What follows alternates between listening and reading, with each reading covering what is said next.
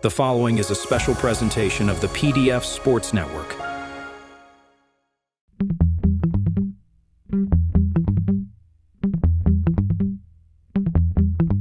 You know I'm right. Mick Durst here with Joe Calabrese. Election day may have come and gone, but the mayor is here. It's not every day we get to speak with a multi-time All-Star, Joe. Yeah, this is incredible. He played for 5 teams in his career, but most notably, he was a 3-time All-Star with the Cincinnati Reds. And he's currently a broadcast and commentator for MLB Network. So we're really happy and pumped to have him on. We're going to have a lot of fun here. Sean Casey. Sean, welcome to You Know I'm Right. How are you doing today? What's up, fellas? Good. Thanks for having me on. How are you guys doing? Well, Sean, we're doing all right.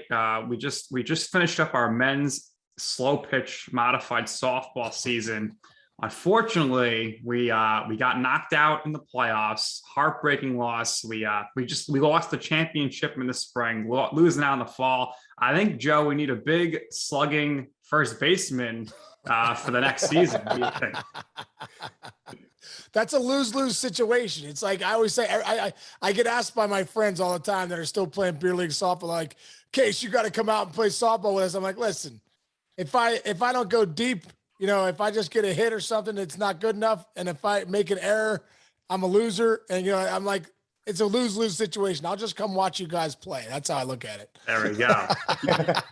Softballs it's not as easy. I mean, I feel like the softballs don't travel as much as you get the velocity coming on the fastball. You know, we did the Reds Legends game like a couple months ago. I think at the end of August. It's pretty cool.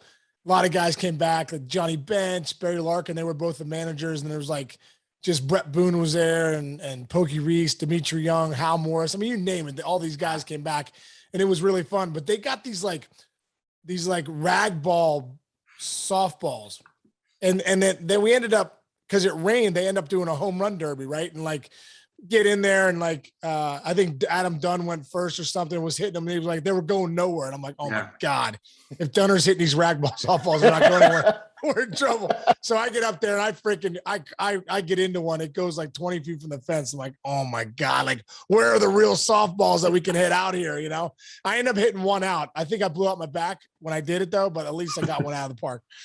It's funny you mentioned Adam Dunn. I think he played like maybe 10 years too early, because if he was playing in this day and age, he's got to be making like 250 million at least on a contract. I know, man. It's unbelievable. The guys that hit 210 now with 40 homers and 100 RBIs with a 900 OPS get paid like 25 million, but they don't hit in the playoffs. You know what I mean? Yeah, that all dries up. Come playoff time, you have to have a lot of guys that can hit good pitching. That's when you see your guys with high averages and, you know, all that stuff doing your Michael Brantleys and your Altuve's, guys that, you know, Freddie Freeman's. You know, those guys are the guys that show up in the postseason. Yeah, and Terrence Gore just collecting the rings with like 3 professional hits. Yeah, exactly. So, Sean, how did you get the nickname the Mayor? You know what? I think it really started like back when I was in the Cape Cod League. My coach Bill Mosiello out there, he was just, you know, he was such a serious guy. He was assistant at the University of Tennessee, and I'm serious when I get in the batter's box, but outside the batter's box, you know, I love life, love people. And I was, you know, I'm just always talking to everybody, still am to this day. My kids are like, this is so annoying, Dad. Like, you're always talking to people. Like, we want to get going, you know? So, you know, back then I was always talking to fans, and I was talking to just whoever I could talk to at first base and stuff. And I remember Mosiello one day was like, dude, you're like the mayor out there. He's like, you're talking to everybody. It looks like you're lobbying for votes. Like you can't miss anybody, you know what I mean? So that's kind of how it initially got started, was in the Cape Cod League with Mosiello. So where would you put the Mayor on the all-time rankings of Major League Baseball nicknames? Because we know there's a bunch of good ones, and I think my personal favorite would be the Crime Dog. But where do you think yours ranks among the all-time greats? You know, there was a guy one time in Baltimore, I think it was my last year playing in 2008, it was with the Red Sox, and he had this unbelievable, like, you know, I like to collect some memorabilia, but yeah, it's really cool. I can't remember what he had it on. I don't think it was a home plate or a base, but it was almost like a poster. But he had and that's what he was collecting. He was collecting guys with nicknames in the big leagues. I mean, he had some awesome ones, like, Mr. October, Hammer and Hank, yeah, he had them all. Like, it was really cool. Ernie Banks was that Mr. Cub or Mr. Cobb? Mr. Cub? Yeah, just so many good ones. But I'm very grateful for that name. I mean, God, it could have been a lot worse. You know what I mean? Like, so it just kind of caught on. I remember, and I remember back early on in my career, I think it was like on Baseball Tonight, I got a hit and Carl Ravitch was like, "Oh, there's Sean Casey." They call him the mayor. And they're like, remember that was the first time I had heard it like publicly. And, it's really been a cool nickname. It's really, I have people that just call me the mayor, it's really funny. So, I think it's up there in big league history. I think the mayor is a cool nickname to have. Who of your colleagues at MLB Network, could be an analyst, fellow analyst, could be host, kind of carries that moniker with you as well, where they're, lobbying for the votes. They're talking to everybody. They're interacting with the whole crew and everybody in the building. Millar's that way. Millar's such a good dude and, really treats people well. Dempster's like that too. There's just a lot of good guys in that building. Harold's talking to everybody. Harold's pretty much, yeah, he's the president, man. He's talking to everybody. So there's a lot of good guys there, man. You could probably go up and down the list of good people that are there that could probably fall into the mayor category, but probably Harold's probably the number one guy. Yeah, no doubt about that. Absolutely. Yeah. So when you were playing baseball, were you always a first baseman, or did you pitch at all as a kid? I pitched until I think we all pitched at some point until I started getting just hammered. I was like 15. I was just pooping it up there and guys are just drilling it off me. And I'm like, all right, I should just stick to first base. But I was like the shortstop during like rec ball. And then when travel would come, I'd be the first baseman. So, nice. But yeah, I was always pretty much the first baseman. And I pitched till I was 15 and then just started getting crushed. I just didn't have any other pitches besides a bad fastball. Yeah. I mean, especially now, like pitching, like I feel like kids are being specialized at pitching like at the age of 7 or 8. And it's just crazy. And it's crazy. That stuff's crazy. And that stuff's crazy. I mean, kids really believe now more than ever, especially kids should be out playing all sports, being athletes, first before you're ever, before you have to worry about specializing in something like pitching at 8 years old. Did you play multiple sports as a kid? I did. I played soccer and then I switched to football, just basically peer pressure from my friends, like, you can't play soccer in Pittsburgh, but I should have. I was a better soccer player looking back. I was a goalie. And I kind of wish I would have played in high school, but, I played basketball, football, baseball, and then I ended up just playing baseball like my sophomore year when I realized I couldn't really jump that well or dribble. And then football, I just was like playing line. I'm like, do we ever touch the ball as a lineman or no, or what? So I ended up it's pretty boring. Just playing baseball. So worked out after that though. Do you remember the first time you attended a Pirates game? Maybe not the first time, but I do remember like being really, probably close to it. Yeah. Remember going with my dad to Three River Stadium a lot. It was cool too. One of my best friends growing up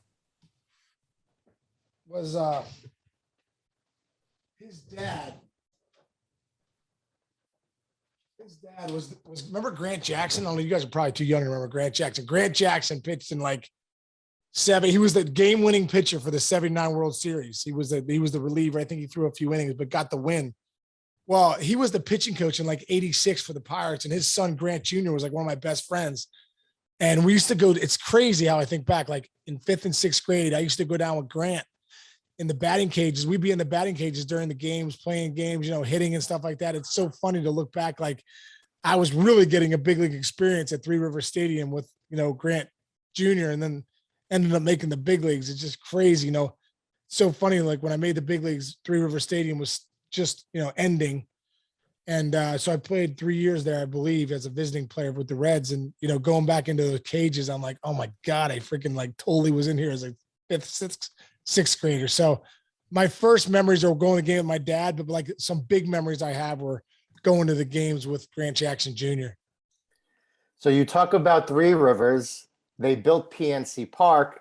And for those who don't know, you were the first player to hit a home run in PNC Park. Yeah. How special was that for you? It was really special for me. I kind of had that day circled. What's crazy is I got the first hit at Miller Park 3 days earlier, which is even crazier. It's so funny. So funny. I think I'm the only player in Major League Baseball history, useless trivia here, but only player in Major League Baseball history to open up 2 parks with the first hit. You got to get that at MLB now. Yeah. Now. Yeah. Oh, did you? There you go. See? Baseball's 500 years old, and no player has ever opened 2 stadiums with hits. Really cool. Really cool. And they took my bat to Cooperstown, which was really cool. And, but that hit at PNC Park, man, that was one of my favorite moments. Just being able to, all the history I had coming to games with my friends and my family, the Pirate games. I left 70 tickets that day. I was hitting 4th too, because I was like, oh my God, like I usually hit in 3rd, and Bob Boone had me hitting 4th, and Dimitri Young, they got the first 2 guys out, and Dimitri Young ended up getting hit.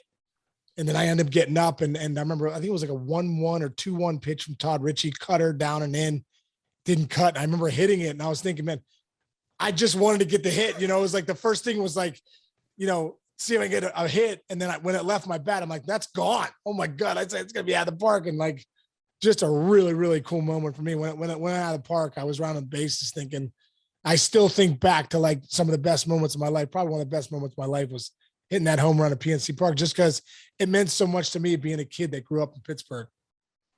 That's so awesome. Yeah, it's really cool. So when you were a kid, who were some of your other favorite players growing up? The guys that I really loved were like a lot of first basemen. Like Will Clark was my favorite player. I just loved the way he played the game, his intensity. I used to, it's funny looking back now, because you had to really search for articles back in the day. Now you can just Google everything and go on the internet. But, back then I had like Sports Illustrated articles up, Sporting News articles up in my room, posters and stuff of Will the Thrill. I loved him. Don Mattingly. I loved Mattingly. I just loved his swing. I loved, how he could pick it over there at first. Mark Grace was was an unbelievable hitter, just the way he could spray the ball, doubles in the gaps. And it's funny how I kind of became a lot of the guys I modeled my career after myself after as a kid. Those are the kind of hitters I kind of became. And so it's pretty amazing to see. But Will Clark, Mattingly, Mark Grace were probably my 3 favorite guys. I love Tony Gwynn too. But those are the guys I really loved. You mentioned sophomore year. That's when you went full baseball. What year of school or age were you when you realized, maybe I actually have a chance to be drafted here and make this my profession? My sophomore year in college. I didn't have any scholarship offers out of high school. It was crazy. I did really well, but just had no offers coming out of high school. Ended up writing 30 letters to different schools, Division 1, 2, and 3. And the only one to respond was University of Richmond. And I remember my dad always telling me, hey, preparation meeting opportunity, your opportunity is going to come one time. And I was thinking, man, this guy's full of crap. I've been doing this for 3 years, hitting every day. And, there's no teams that really want me, and turns out I went 4 for 4, 8 RBIs that day with 4 doubles, like left center, right center, left center, right center. And this guy, Coach McQueen, Mark McQueen, who was the pitching coach for the Richmond Spiders, had driven up with his wife to see me play. That's how I got to Richmond. And then 3 years later, I was drafted in the 2nd round after winning the NCAA batting title my junior year. But it was probably that sophomore year summer in the Cape Cod League when I really saw that, man, I got a shot to play in the big leagues. I hit 340 and led the league in RBIs that summer. And, it was like Todd Helton, Darren Erstad, Mikey Lowell was there. Wow. Just a lot of really good players. And I ended up beating out Helton for, post-league all-star team. And that's when that was the first time I was like, man, if Helton's going to be like one of the top picks of the draft, like I got a chance to at least get drafted. Yeah. Cape Cod is just the place to be if you want to. Yeah. So fun. Yeah. Such good talent, like so many good, just really good people there, man. Really good players, and then tons of them end up getting drafted. So you really see where you measure up as far as if you're going to play pro ball, where you measure up when you're in the Cape. Yeah. And obviously the draft, very different now. It's televised. how did you get that call that you were drafted by the Indians? Yeah, just got a call, like just a telephone call, phone on the wall. I remember my buddy Eric Stoll. I remember the phone rang. It was like draft start at 1:01. The phone rang. I was like, "Oh my God, Mom, I'm the first pick of the draft." It turns out I was like, buddy Eric Stoll. He's like, "Hey, dude, you want to go to McDonald's, get like a quarter pounder with cheese?" I'm like, Stoll. I'm like, freaking draft just started, bro. I thought you were the first team calling. It took me to say you took me number one.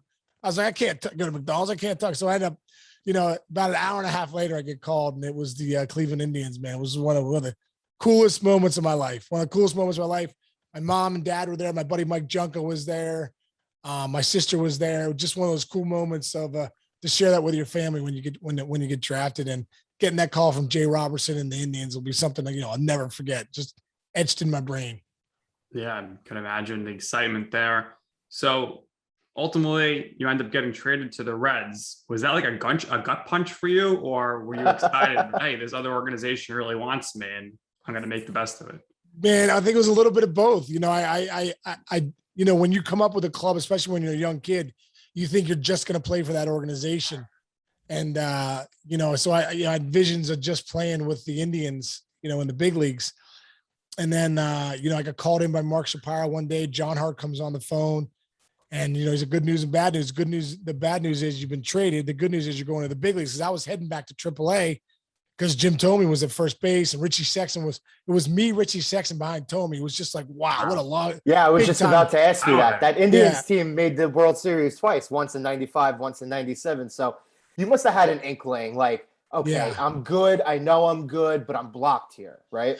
Well, I remember Joel Skinner my first year when I was in Watertown, New York in 1995, and I was hitting. He goes, "Hey, man," he goes, "I know you got Jim Thome ahead of you, Richie Sexton, those guys." He goes, "It doesn't matter." He's like, "Take care of your business." He goes, "Do so well, they'll have to do one of two things. They'll have to either call you up or trade you." And both those things I'm having. They called me up in 97 in September for a cup of coffee, and then they traded me opening day 98 to the Reds. So, I think one thing that was a good lesson for me as a young kid, and for all people, is like, control what you can control. I can't control what Richie Sexton does or Jim Thome, but I can control what I do and how well I do, how well I prepare, how hard I work. And, whatever's going to happen is going to happen, but I gotta do so well. I had to force to make them make a decision. And that's ultimately what ended up happening at the end. So it turned out to be a blessing to go to Cincinnati because, it gave me a chance to start playing right away. And you made the most of it over the course of those 7 years. Obviously, we mentioned the 3 All-Star appearances. What was it like being teammates with Ken Griffey Jr.? One of the best ever, man. You know what I mean? It was really cool. It was really cool, man. They just the sweetest swing in the games maybe ever seen. I believe that, at least 150 years of the big leagues, the sweetest swing the game's ever seen. And, what I loved about Griff was he wasn't a big weightlifter, but he was a big early BP guy. And I remember coming out to early BP one day, and Griff had already been hitting, and he was just playing home run derby with himself. It was funny. He wasn't really working on getting hits. He was working on going deep, and I always thought that was really interesting. He was trying to drive the ball out of the ballpark, left center, dead center, right center. And just really cool, man. Especially looking back, played 6 years with Junior, and just a great teammate, and one of the best players I ever played with. Yeah, I mean, that was a really talented team. Of course, Barry Larkin, we mentioned Adam earlier. I mean, quite the core there for sure. Yeah, we were loaded. We were loaded offensively. We just didn't, that at the time the Reds organization wasn't willing to spend money, and we had no pitching at the end of the day. So you can't, over 162, you win on the bump, and you just can't outslug teams every night. Yeah. No, I remember as a fan, there was so much hype around William Opeña. Oh my God. What was the hype like in the locker room? I mean, the greatest batting practice you'll ever see in your entire life. Willie Mo hit a ball in a game to a place I'd never seen a ball hit in Cincinnati in Great American Ballpark. It was like left center. If you go look at Great American Ballpark, there's that left center, and then there's a gap, right, where it goes out of the stadium.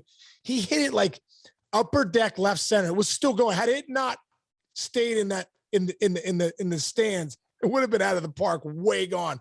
But it hit this lady's nachos like way up in left center. And I remember thinking, like, that's the furthest ball I've ever seen hit in my entire life, Willie Mo Peña. So if he could hit a slider, he'd have been the greatest player to ever play the game if he could hit a slider. Problem was they started throwing him a lot of sliders. But then he went to Japan and became like a legend. Yeah. And Willie Mo was the biggest human I've ever played with, too. Just freaking jacked. I mean, Dunner was huge, but Willie Mo was like, they had to tell Willie Mo, like, everyone else are like, hey, get in the weight room after the game, do your thing. Willie Mo, they're like, don't lift. Don't even look at weights the wrong way or you'll get freaking humongous, just a monster of a human. Like, looked like LeVar Arrington, or like he should have been like an inside linebacker in the NFL, but like in Dominican, they say, yeah, you should be a power hitting outfielder, not a linebacker. You know what I mean? But if he was born in the States, no way he plays baseball. He plays middle linebacker for the Steelers or the Patriots or somebody. Mini Manny, as it used to be called. I can't believe he knocked down those nachos. Oh my gosh, he could hit the ball harder and further than anyone. And that's unbelievable to say that, because on that team was Dunner and Griff, and Willie Mo hit it further and harder than all those guys. Incredible. Now, you mentioned food, so I have to ask you, what was your routine on game days? Were you eating before the game? Were you waiting until post game? And what would you be eating? Well, as my years went on, the spreads got better. You know what I mean? So like early on, wasn't much going on. So, whatever. But as the years went on, they'd get the chef in there, start cooking for you. I didn't crush a lot before the games. It was more like I would take like a green juice, kind of get all my nutrients and stuff. And I might have something small, maybe like some fruit or I'd have like a quick spread after batting practice. They usually had something after batting practice. So I'd eat then. I think the tough thing about the big leagues is you eat heavy after the games, like you're not really supposed to eat it. We know now that you're not really supposed to crush a meal at 11:30 or midnight, a big one. And in Cincinnati, we used to have Montgomery Inn, which is like some of the best ribs in the country. They used to cater our spreads. So after the games, you have like ribs and pork chops and all this stuff. And after you play a big league game, you're like, wow. But the food was so good. Food's so good in the big leagues. So after the games, you were hungry. You didn't know any different. So we would eat well after the games. And I have to ask you about Skyline Chili. Yeah. How good is that? Well, Skyline's something that you have to be from Cincinnati or have lived in Cincinnati, and it's an acquired taste. You know what I mean? Like everyone I've brought there that's not from Cincinnati or hasn't acquired the taste, like, this is terrible. And I'm like, you're crazy. It's terrible. What you do is you take the pasta, low end pasta, probably you put like this sweet chili, the chili in Cincinnati is this sweet chili, put the sweet chili on top. And then like, I like to get it. It's called a 5-way. I get it with beans and onions. And then they put like literally like 6 pounds of shredded cheese on top. Oh, sounds great. And like, here you go. And then you get a side of chili because the cheese kind of eats up the chili. So by the time you get to the middle of it, you're like, where the hell's the chili? And so you get a side to put it on there. And then, a little hot sauce. It's delicious. Although nowadays, as I get older, if I get that, I have to it's like bathroom breaks. Like if I'm driving back to Cincinnati, it's just not a good thing it's a bad boiler for like 4 hours, but it's so good. So you made 3 All-Star games, all of them, obviously, when you were with the Reds. 99 was at Fenway, 2001 was at Seattle, 2004. Houston. It wasn't Houston, right? Houston, okay. Yeah. So those were your 3 All-Star games. Of the 3, is there any particular moment or story that you could recall off the top of your head that was your favorite one? Man, there's so many good stories from All-Star games. My favorite one that always pops into my head is when, the All-Century team in 99, Pedro's starting the game at Fenway.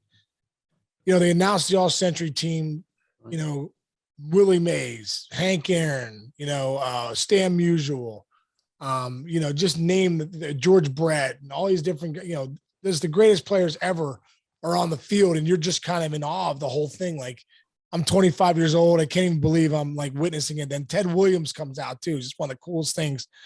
So Tony Gwynn and McGuire were going to help Ted Williams throw out the first pitch. He comes out in a golf cart. And I remember walking up to Ted Williams, at Fenway to go throw out the first pitch with Ted Williams and those guys. And I get a pat on my shoulder and I turn around. It's George Brett. And he's like, "Hey man, I just want to introduce myself. I'm George Brett." I'm like, "Oh, it was the first time I wasn't the mayor. I like literally couldn't get a word out of my mouth. You know, what I mean, it's crazy." And he was like, "Man, I just want to tell you, you got a sweet swing, and really enjoy watching you play." I'm like, "Oh my God, thank you so much." Like, it was just such a cool, cool moment for me. Just a moment I'll never ever forget. So cool. Fantastic story. And yeah, that was, everyone always says that All-Star game, the most memorable. It was unbelievable. It's funny. I interviewed Jeter for the red carpet for MLB Network. I think his last All-Star game, and Greg Amsing, I interviewed him. They asked, of all the great things that you've done all those years, what was the coolest thing and coolest moment?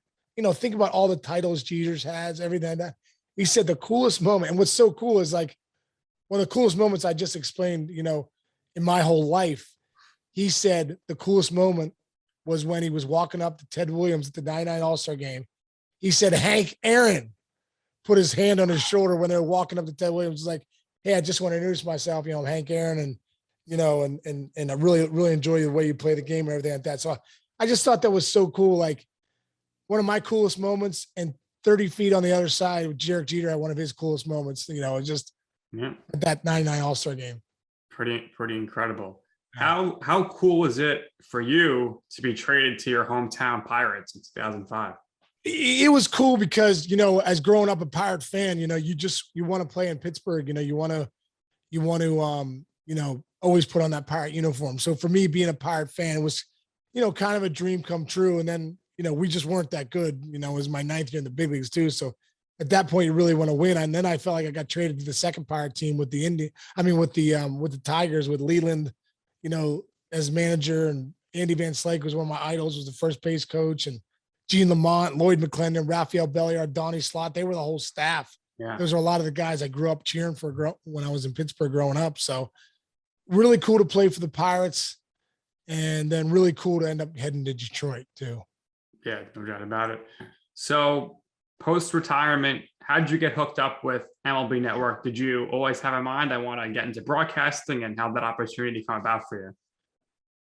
No, it's a great question. No, I people had always said you'd be so good on TV, you'd be so good, being on a show or broadcast or whatever. And it was game 5 before Red Sox Rays, and Harold Reynolds was doing the game for TBS. MLB Network didn't even exist yet. And, I knew I was retiring, but I had a good year. I hit 320, and, I knew I could get offers for the next year too, but I just in my gut knew I was done. And Harold came up to me after my batting practice group. He was there. "Hey, Sean, how you doing?" I was like, "Hey, Harold." I was like, "How's your job going as a studio analyst and, in the booth and things you're doing?" He's like, "Oh man, it's great. I love it." Blah. He goes, "Why?" I go, I'm retiring. If we lose tonight, I'm retiring tonight, or whenever it is. And he looked up at the board. He's like, "Dude, you're hitting 322. I'm like, "Yeah." I was like, "I know, but I'm just ready to, be home with the kids and, be done." And he was like, "Man," he's like, "You got to call this guy, Tony Batiti. He's starting MLB Network. They just hired me. We launched January 1st, 2009. You'd be great at this." Blah, blah. So then Harold really hooked me up with a conversation with Tony Batiti. I went up after the season ended, auditioned, and then I got hired, and I've been there, one of the OGs since the place started in 2009. It's been just a dream job, So many great people there. Tony Batiti's moved on, but Rob McGlary and has been there the whole time, and just a lot of different, all the guys at Greg Amsinger and Harold and Plesac and Leiter and all those guys, Millards. It's been a lot of fun. What would you say is your favorite show to be an analyst on there? I love doing MLB Tonight just because I love getting in the Studio 42 and, doing the demos and breaking down swings and talking strategy and stuff like that. So MLB Tonight is probably my favorite show just because, I love talking baseball. I love analyzing the games, going in and out of the games. And I just love it. I still feel like a fan, you know what I mean? Like I know it's my job, and I played 12 years in the big leagues, but when I'm on that show, I look at it like a fan, and, just like I'd be talking on my own couch. I just feel like I just love doing it. Yeah. I will say that no one did a demo quite like Eric Burns running through things. Yeah. Burnsy.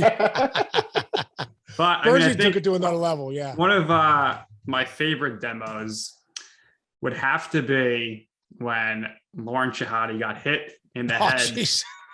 with a line drive for you. What was going through your mind then? Once you My God. Well, we were on MLB Central and I was getting ready to do the 2015 celebrity softball game. And Shadi's like, hey, I played softball. I was like, well, throw me a couple after the show. And it just happened to be Mark Capalbo, who's one of the producers, was taking a cell phone of that. And I hit it off Shadi's head. I felt so bad. And it's so funny because, my kids never really saw me play. I got 4 kids, I was like, that video went viral and like, they're like, Dad, we saw you hit that girl in the head, you know what I mean? And MLB Network and all their buddies. I think it's still now, it has like over 3 million hits, on that. But thank God it was a wiffle ball. Yeah. It was a big wiffle ball, but thank God it was a wiffle ball because that would not have been good. But yeah, that's, Shehadi and I laugh about it now. It's pretty funny. Yeah, I can guarantee if you're Flynn and hot stove at all this year for Harold, we will 100% be seeing that clip. Yes, no doubt. No doubt. Oh my God. So funny. So we wanted to ask you here because we hear you're a big WWE guy, huge fan. So are we. So first I want to ask you, Survivor Series in November, of course. Give me, if you were going to be on a Survivor Series team with MLB players, past or present, who it's you, and give me your four other baseball wrestlers to join you up on a team. Okay, well, I'm going to say, are they wrestling fans or are these guys just like, are they just good players or do they have? They have to just like whoever you think's going to help you win a fight. Well, dude, I'd have Adam Dunn right out the gates. This guy used to put me in UFC moves. We'd be stretching for a game, and Dunner would put me in this move. I'm like, bro, like I'm the number 3 hitter. Like you're hurting me. I'm like, you got to stop. You have me in this like freaking chokehold, and you're serious, and I'm about to be out. So Dunner would probably be the first guy I pick. Is another guy that I'd probably pick that no one would think would be Griff. I remember thinking like, he's not really in the weight room, but how's he hit the ball so far, the strength? And one day we were wrestling on the way to the training room, and we get in the hallway and it's just me and him, and we start going at it. And he used to be big on pressure points. Like he'd hit a pressure point and you just buckle to the ground. There's like a million pressure points, but Griff knew all of them, and he'd hit you with a couple. And this one time he shoots his like 2 fingers under my ribs. I was literally like, it paralyzed me. I was like, became like a 4-year-old, and he picks me up. I was like 240, 235. He picks me up with his fingers and he pins me against the wall like this. Like, and he's like, are we done? I was like, we're done. Oh my God. So I think no one would know that, but I think Junior, I would have Junior in there. No doubt. And I think Dion, I'd have Dion in there. Like he'd be the high flying, like Rey Mysterio guy, the guy's just jumping all over the place. Prime is so fast too, and athletic. So probably have him in the corner. I'd have to bring Dimitri Young and Danny Graves with me too, because they were 2 of the big wrestling fans with us when we were with the Reds, which I loved. And Curtis Granderson might have to come in with us too. Big wrestling fan. Really? Grandy man. Yeah. We used to go down to TNA. We used to go down when in Orlando. I think, but it's always been TNA, right? Yeah, now it's Impact, but it's always been TNA. Yeah. And now it's Impact. Okay, when it first started, when it was TNA, Grandy and I would go down because we were in Lakeland there, but we'd go down to Orlando and they'd give us like these front row seats, and we always enjoyed that. So, and then we were at WrestleMania 2007 front row too. Me, Granderson, Sheffield. We had a great time. So, those would be some of the guys I think we could have a good match with. I see a 24/7 title reign in your future. So do I. I got a couple friends at WWE. I'll see if I can make that happen. Yeah, next time they're in Pittsburgh, or maybe they'll come to the network to promote something again. Hey, unfortunately, football bat. Hey, you know what? Have you guys watched that new show Heels on Showtime? So good with Mel. Yeah. Oh my God, so good. The guy that pretty much runs that show, Mike O'Malley, who's Charlie Gully in the show. Yeah, great actor. He's the best, and that show is so good. I can't wait for season 2. I'm trying to get a small part in there. So we'll see. And he said, I was like, bro, can I come out like Charlie Gully's cousin or something? Like, let me come out. So Yeah. So we'll see. We'll get you at the Georgia State Fair for season 2. Georgia State Fair. That's how you get the big ratings. You know what I mean? Yeah, I think it's a good idea from Allie. I think it's a great idea. Network. I think you'd be perfect. It's such a great show, though. I'm glad you guys watch it because that is so good. It's so good. Like they just picked up season 2, so I can't wait till it comes out. Do you think you'd come on as a heel or a face? I think I kind of would like to be a heel, because I'm always the face. You know what I mean? I'm always the face. The mayor and stuff. I think if you're going to be in character like that, make it come on like a heel. You could be the hired gun to come and take out Ace. I would love it. Oh my God! What's been the best? Like, have you met any of the guys, the wrestlers, or like, what's been your best match you've ever been to? Have you ever been to WrestleMania? Yeah, so I've Yes. I used to work for the Brooklyn Cyclones, so they used to always have the wrestlers come in. So I got to interview the GOAT, Charlotte Flair, Eva Marie, Ryback, Fandango, the former voice of Monday Night Raw, Adnan Virk. Great. He's a great friend of ours and a great friend of the show. And dude, so Adnan's the greatest. The greatest is like Adnan did like 3 shows. He said Vince McMahon was in my ear for the whole time saying, "Don't say that, say this, don't say that, say this." And then next thing you know, he texted me one day. He's like, "Case, Raw fired me." I was like, "Oh man, I feel so bad." He's like, "Yeah, I guess you got to be exactly who Vince McMahon wants you to be." And you know how good Adnan is. I'm like, can't believe he got fired from WWE. There's no love there. We're going to need a bigger boat was one of his great catchphrases on the show. But we recently had Dave Meltzer on our show, of course. Oh yeah, Dave Meltzer's great. Oh so yeah. I really pushed back at him when he was questioning about Adnan. He wasn't ready. I was like, well, how is he going to be ready? They're throwing him out there the day after WrestleMania. It makes no sense. And the new guy, funny. Jimmy Smith, was training the whole time Adnan's there. I was like, something doesn't add up. Oh my God. Adnan had great things to say about your fellow Pittsburghian, Corey Graves. Oh yeah. Corey's. I've gotten to know Corey a little bit, but us Pittsburghers always have that Pittsburgh connection. I was bummed for his career as a wrestler. They said he was like going to be one of the best, but he kept getting those concussions. Yeah. But I love that Triple H, brought him up from the NXT and made him an announcer because he does a great job, man. Corey's awesome. A lot of tats. I don't know if too many. Yeah, too many. But one of our favorite events has to be, we went to Survivor Series when The Rock and John Cena teamed up to take on The Miz and R-Truth, and nobody cared. Everyone was chanting for Zack Ryder. We want Ryder. And that was just, do you remember the Ryder Revolution? Oh my God. That is so crazy. Recently, I won an autograph from the guy. So here it is. Yeah. He sent it to me. But The Rock has had to just address that. I mean, that's a moment unlike no other. And we're spoiled in New York. We had NXT. We had Sasha versus Bayley, which was incredible. And of course, the last WrestleMania, where we had the Doctor of Thugonomics make his return. Poor Elias, man. I don't know what's going on. What happened to Elias? He got rid of his guitar, and now he's just. I was surprised they didn't release him recently. He's a drifter again. I mean, if you have a guy who could call, the fans, idiots or assholes, and they all chant, "We are assholes," that's money right there. Dude, are you kidding me? He was so over with the fans. I remember WrestleMania. I don't know if it was at in New York or in Miami. I think it was New York. He came out and he had the fans in the palm of his hands. And I'm like, why did they get rid of that? I think it was New Orleans. I think and the next night, he had his own concert. He had and 3 WrestleManias in a row. He's doing stuff with John Cena and The Undertaker. It's pretty right there. Oh, I think they dropped the ball there. I think WWE sometimes, I don't know, but I think sometimes it seems like when you watch AEW now, it's kind of cool to see, that they talk about how a lot of the wrestlers have more say in some of the stuff. I think, Vince, Triple H, have so much say that, at times they might squash some stuff too early.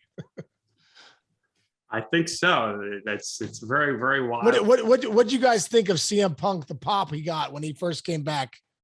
I thought it was tremendous, but I mean, now I thought it was well deserved. Dynamite, but every week it goes, coming up next, CM Punk addresses the audience, and he comes out as the same thing every week. And recently at Full Gear, he was getting booed, and my coach Joe called that happening.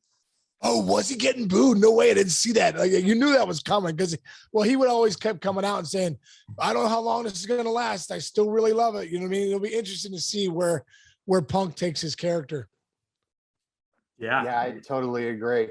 What was your favorite event that you've ever been to live? So obviously Nick and I mentioned that we went to Survivor Series when The Rock and Cena teamed up.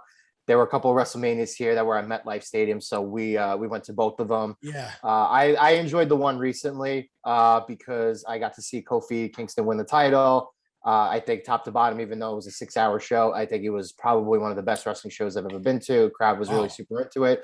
But any event off the top of your head that you recognize as your favorite? Yeah. Boy, I'm trying to think because there's so many good ones. There was a great one in Pittsburgh one night, and it was just because I had just met Cena in 2008 in the playoffs, and 2 weeks after the playoffs were over, they were coming to Pittsburgh. So I went to the match with a couple buddies, and we were sitting front row, and it was a great show. And after the show, there's a dark match. It was Jericho versus Cena, after Raw went off the air. And I remember they come to the one corner, Cena gets thrown out of the ring. Here comes Jericho. And I remember Jericho's holding Cena, and I see Cena like whisper to Jericho's ear, like, and then they both look over right at me, and I'm like, oh boy, here we go. Something's up here. and Jericho takes Cena and he slings him, runs him all the way down the ring, slings him over the thing onto me. And I don't know if you guys have ever been up and close with wrestlers, but Cena's a great dude, and he ends up dead fishing me.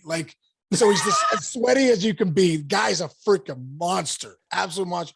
And he's sitting on my lap, and the crowd's like, yeah. And meanwhile, he's like rubbing his sweat all over me. It's unbelievable, right?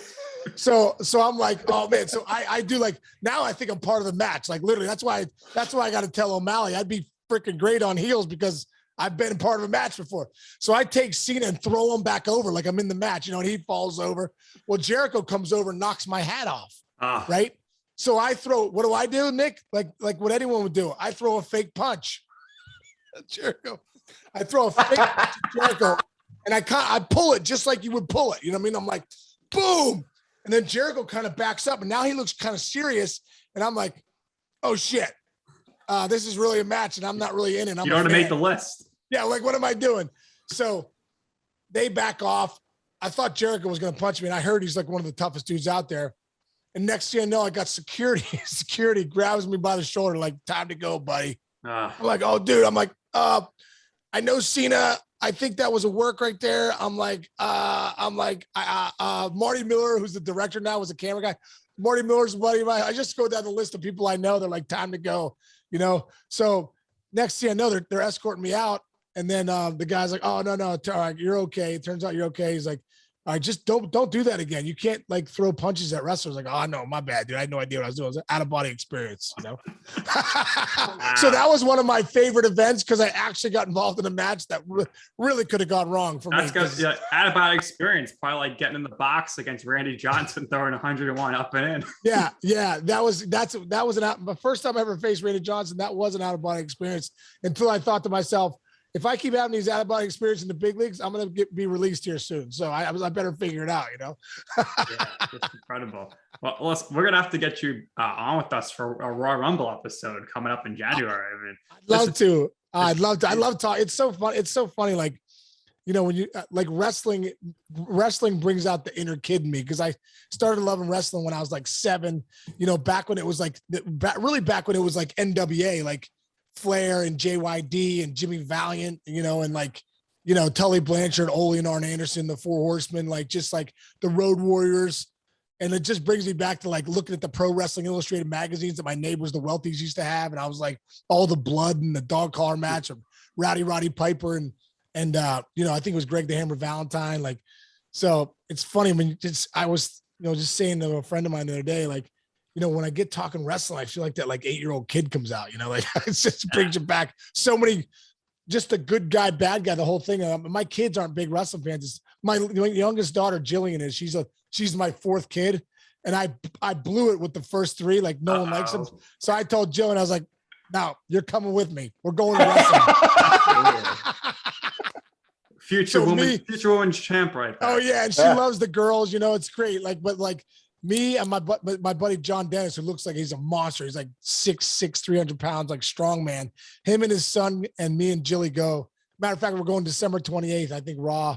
Oh, there's just a house show in Pittsburgh, but you know, I love it, man. And like I said, I'm bringing my 11-year-old daughter. I was like, you're gonna be a wrestling fan. Somebody in this house is gonna be a wrestling fan with me, you know.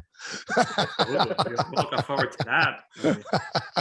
You gotta get the family into the wrestling business, and maybe the rest of your kids will be excited once you're on heels season. I think you drew it up right. You get someone gets thrown into you in the stands, and then I come out, throw them over. Yeah, throw a punch, and then hopefully it's not with James Harrison because it probably ripped my head off. Maybe Jericho will come in for a guest appearance. Yeah. Well, I love CM Punk's character on heels. I thought it was great. Ricky Rabies, it's so great. Foley was good too. Oh, Mick was great. Mick was awesome. I had one of the coolest moments of my career in it was my third 5-for-5 game. And I remember, I'm telling you, it was because of Mick Foley. I got to hit my first at bat. I come to first base, and I go to get my batting gloves to the first base coach. I look over his shoulder. There's Mick Foley with Dewey. Have a nice day. Yeah. And Dewey was little, and then also his daughter. I can't remember her name. Noelle. So the three of them are sitting there, and I'm like, oh my God, it's Mick Foley. Remember the Hell in the Cell match was at 94 when him and the Taker was in Pittsburgh. Yep. When he threw him, you know, and I remember thinking like, now that is like for the fans, like that was like so unbelievable, right? So I'm like, man, I got to do something. I got to let Mick Foley know I'm a fan. So I go, the inning ends, I go in the dugout, I get a ball, I write on it. Like, I don't even think Mick Foley knows who I am. This is like 2005, but we're facing Glavine. I go like, you know, to Mick, you know, thanks so much for the Hell in the Cell in Pittsburgh. Thanks for all you've done for wrestling. You know, I turned into this like 8-year-old kid again. Like, you're the best, Sean Casey. I throw him the ball, right? Because he's right there, front row. Yeah. Boom, he gets it. And he's like, oh man, it's, you know, thanks so much, man. It's really cool. But next at bat, wham, double in the gap. I'm like, oh yeah, you know, boom, single. Then I bomb. I was 5-for-5 with a bomb, you know, went off. You know, I can't remember if we won or lost. But after the game, the club was like, hey, Mick Foley's out in the hallway. You know, he got underneath. He wants to know if he could say hi to you. I'm like, oh, this is like one of the greatest days of my life. So That's how I ended up meeting Mick Foley, was going 5-for-5 at Shea. I think I did it for him. Mick Foley, good luck charm, I think. Yes. You could still be playing right now if he came to every game. Oh, dude, I'd be raking if Mick Foley came to every game. Absolutely. So last question for me here. Who is currently not an analyst at MLB Network that should be? Oh, wow. That's a great question. You know, Jason Grilly, I love Grilly's personality. You know, he's a good buddy of mine. I'm always like, dude, you got to get, you know, you got to get on the network at some point. I think Danny Graves would be great too. We've had Gravy like do some games. He did it a little bit, but I think Danny Graves would be great too, you know, on air. I'm wondering if he ends up retiring, if he can't sign anybody this year, if we see the Todd father on air. Oh, the Todd father would be great. He would be great. He lives there. He lives right in Jersey. Right. So Todd father would be great. What a great personality. Another Cincinnati Red on the air. Yeah. Number 21 too. Whenever he was playing for the Reds, I'm like, bro, you're representing 21. Like that's what we need, you know? Speaking of the Todd father, I know you were a part of a great story here, and I know you're a fan and friend of Eddie Vedder. Mm-hmm. So I want you to tell us the story of, I believe, when you, Eddie, Chris Chelios, Kevin Youkilis, and Todd Frazier went out in Pittsburgh.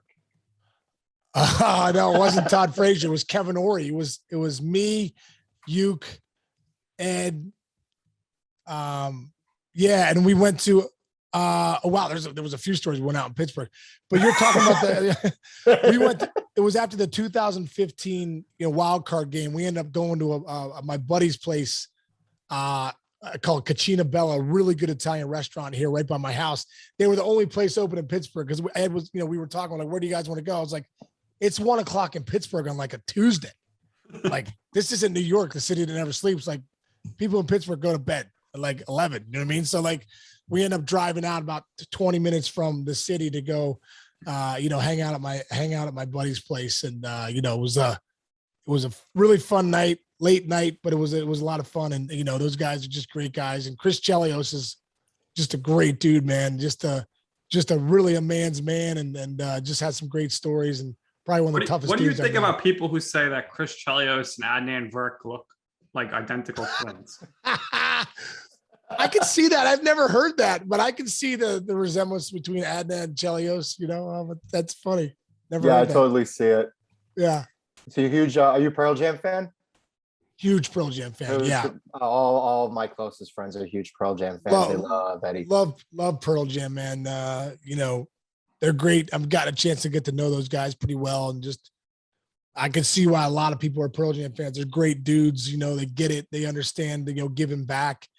They understand, just they really are in it for the fans. And Ed and all those guys haven't forgotten. Even though they've been together 30 years. They haven't forgotten what it was like to be a fan. I think that's the coolest thing is all those guys are just really, really humble dudes. Absolutely.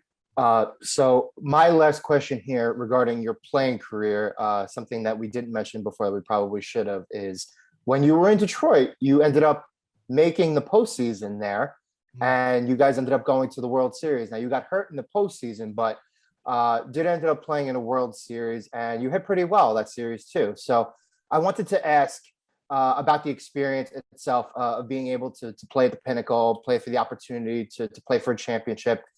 That year, obviously, the Tigers did not win. They lost to that Cardinals team that I believe they only won 83 games. During the I thought Andy Chavez was going to put him in with that catch. I'm like, they're destined, and then they lost. Right. Yeah. But so the experience of being able to play in a World Series and everything that kind of comes with it. It's tough to even put in words. It was my 9th year in the big leagues. I'd never been to the postseason, so I knew how hard it was. So when I was there, I remember telling Verlander, it was his rookie year. I remember pulling Justin aside and said, "Hey, you probably think this happens every year. It doesn't. It's so many things have to go right to get to the World Series. I mean, you have to stay healthy. You have to have some luck. You have to have great pitching. You have to have great hitting, timely hitting. It's so many guys have to have career years. Guys have to make career plays." And it was Granderson. I think I told that to Granderson too. It was Granderson and Verlander's rookie year. And I was like, fellas, this is my 9th year in the big leagues, and I've never been to a postseason game, let alone the World Series. So I was like, soak it in, enjoy it. This could be the last time you come back. And obviously those guys went back to a couple more, but for me, it was the pinnacle. It was the pinnacle to play in that. And remember, I hit a home run in Game 4 in St. Louis, and I remember rounding the bases and thinking to myself, oh my God, it's literally like you're in the backyard playing wiffle ball with yourself, and you're like, Sean Casey homers in the World Series, but I was literally in the World Series. I just homered. So it was like the dream within the dream, to tell you the truth. It was just one of the coolest things ever. And we lost, but I know what it meant to be there, so I didn't take it for granted.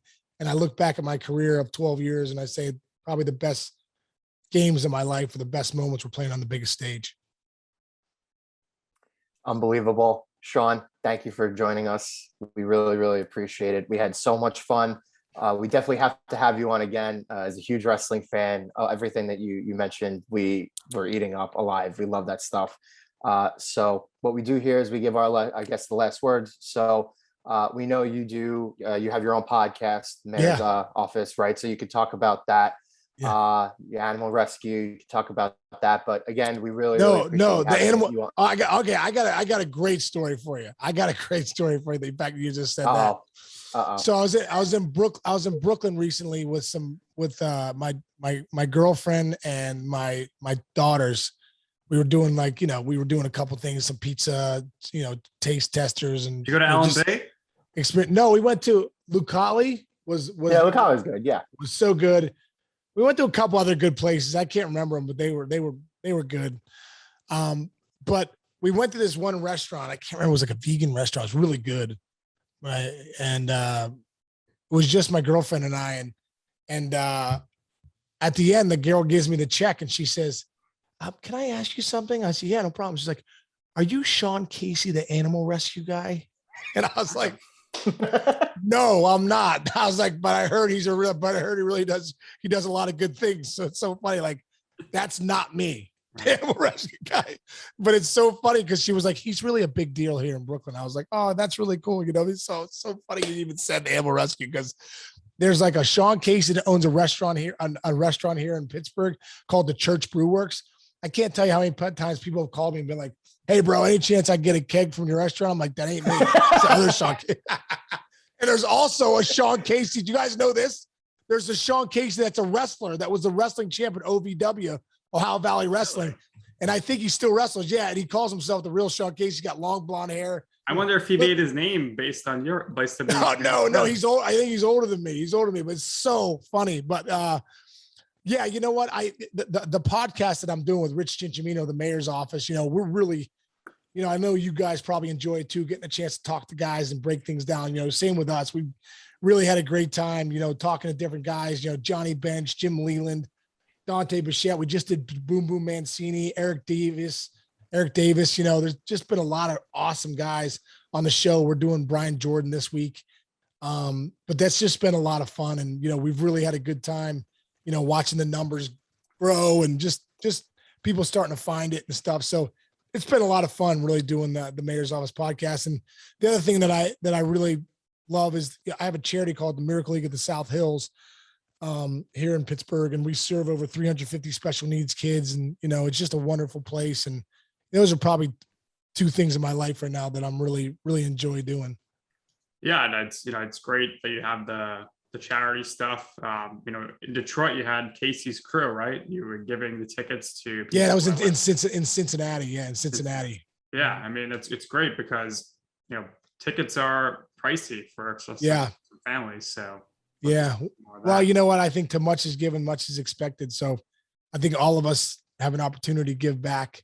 You know, sometimes when you're a Major League Baseball player, it gets magnified, but you know, we all have an opportunity to give back every day with just the interactions we have with people, you know, as a chance to give back. So that's how I look at it.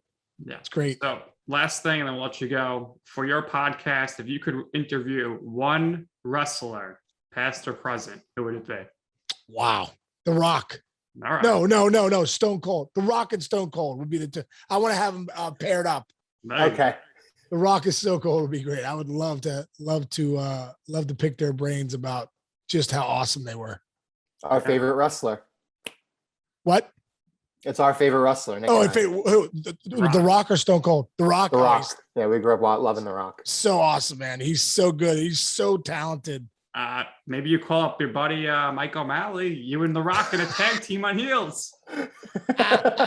That would be so awesome. That'd be great. Oh my God, I would love that. It'd be so great.